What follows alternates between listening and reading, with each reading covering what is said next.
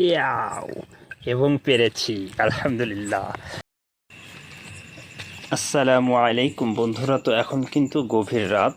এই রাত্রে আমরা আপনাদেরকে একটা মাছ দেখানোর চেষ্টা করব, যেটা হচ্ছে আমাদের এলাকায় বলা হয় সাদা সোনা। তো এই সাদা সোনা যে মাছ, এটা কিন্তু আমাদের শানের উপরে ছিল। আমি দেখে ক্যামেরা আনতে গিয়েছিলাম, এখন সেটা পাবো কিনা জানি না। এখন ওই যে দেখেন চোখ জ্বালাচ্ছে, এটাই কিন্তু।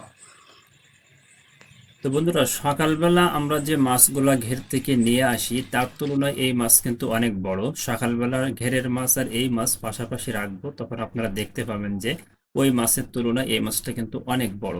এই মাছটা কিন্তু আমি ধরেছি, যে ভিডিওটা আপনারা প্রথমে দেখেছেন, যে সাধারণত এইভাবে কিন্তু বাগদা চিংড়ি ধরা যায় না। আর এটা ধরতে গিয়ে কিন্তু আমার হাতে কাটা মারছে এবং হাত কিন্তু কেটে গিয়েছে। তো চলুন এখন আমরা দেখি যে আমি এটা আসলে কিভাবে ধরতে পেরেছি।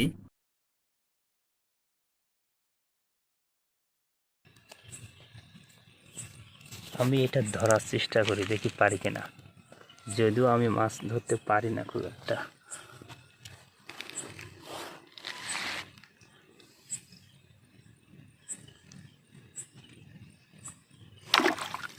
ইয়াও এবং পেরেছি আলহামদুলিল্লাহ, কিন্তু আমার কাটা মেরে দিয়েছে।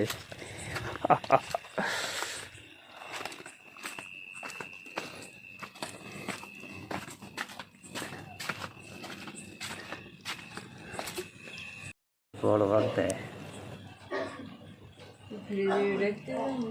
এটা, পলিথিনে করে ফ্রিজে রেখে দাও।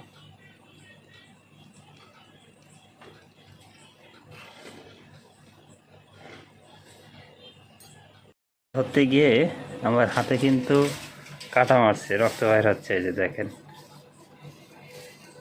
এই যে।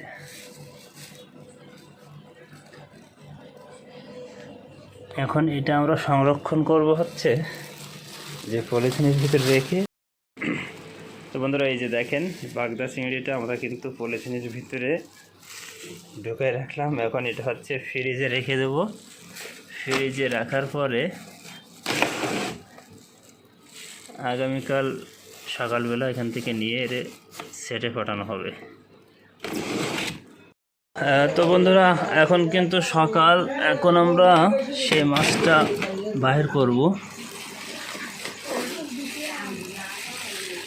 এটা কিন্তু তো বন্ধুরা, সাধারণত প্রতিদিন সকালবেলা আব্বু ঘের থেকে আগুন ঝেড়ে নিয়ে আসে। তো আজকে সকালবেলা যেটা হয়েছে, আব্বু গতকাল সন্ধ্যাবেলা কিন্তু আটন ঝাড়ছে, অর্থাৎ এখন বৃষ্টির সময় রাতে কিন্তু ঘের থেকে মাছ চুরি হয়। তো আব্বু চোরের উপরে বাটপারি করছে। উনি হচ্ছে সন্ধ্যাবেলায় আটন ঝেড়ে নিয়ে এসে ফ্রিজে রাখছিল। তো সেইগুলা আগে থেকে বাইর করছে। আর আমি যে মাছটা ধরছিলাম প্রায় রাত 12টা 16 মিনিটে সম্ভবত, ওইটা কিন্তু জানে না আব্বু। পরে আব্বুকে বললাম যে আমি একটা মাছ ধরছিলাম, বড় টাইপের মাছ।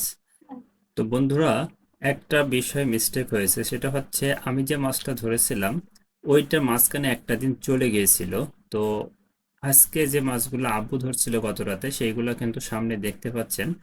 এবং এই মাছটার বরফ জমছে বেশি, তার কারণ হচ্ছে এটা আরো একদিন আগে মানে ফ্রিজে রাখা হয়েছিল। তো এই মাছটা হচ্ছে আমি পানিতে দিলাম। আর সমস্ত মাছগুলো এখন একসাথে করে আব্বু কিন্তু সেটে, অর্থাৎ বাজারে নিয়ে যাবে বিক্রি করার জন্য।